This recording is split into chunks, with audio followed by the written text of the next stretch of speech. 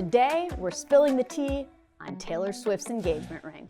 People ask me all the time, LA, what's so great about Taylor Swift's engagement ring? I don't get it. And my heart sinks because this is one of my favorite cuts. Why? It's ultra rare. You just don't see antique cuts. What makes them so special and why Taylor's diamond is particularly rare. In my career as a diamond professional, I've seen a lot of stones.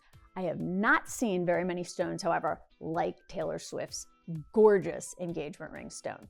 And a lot of people ask me, what's so special about Taylor's stone? Well, it's an antique cushion cut, but it's not just any antique cushion cut, it's an elongated antique cushion cut. Why is that special? Let's get into it right now. Taylor's ring was designed by Kindred Lubeck of Artifacts Fine Jewelry in New York. She's a 30-year-old up-and-coming designer, and she specializes in exquisitely hand-engraved jewelry.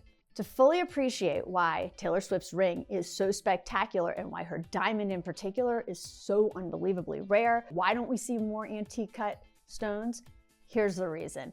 In the early 1900s, there was a gemologist by the name of Marcel Tolkowsky. He was getting his PhD at the University of London, and his paper that he was writing was on the perfect diamond cut. He was using a mathematical formula to be able to predict and also control the diamond cut to maximize sparkle, brilliance, scintillation, and fire. And he pulled it off. He figured out the perfect number of facets, the perfect arrangement of facets and angles, and all of these things combined added up to what we now call the ideal cut diamond.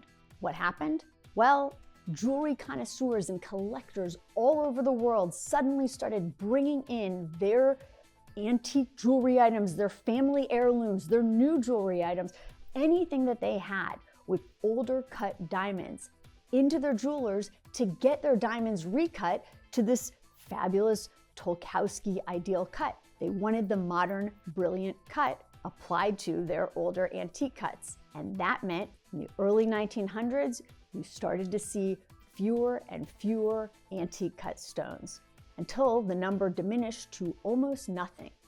And that's what makes this cut and this stone so special. You just don't see that anymore, but I bet we're gonna see more of it now that Taylor has one. With most antique cuts, they're similar in shape to a modern cut diamond. They're just deeper. They have a deeper pavilion, the underside of the stone. They have a taller crown, a smaller table, and most importantly, they have what's known as an open cullet. They have a cullet, the very, very bottom of the pavilion, the bottom part of the stone, was faceted flat, almost like a window. That was a really important part of the cut of the diamond because it showed off the clarity of the stone, it showed off the rarity of the stone, and people were used to seeing diamonds cut like this. Now, we don't cut diamonds like this anymore. They tend to take the bottom point of the diamond and facet it to a sharper point. But before we had modern tools, it was very risky to facet to a point because it was much easier to shear that point off.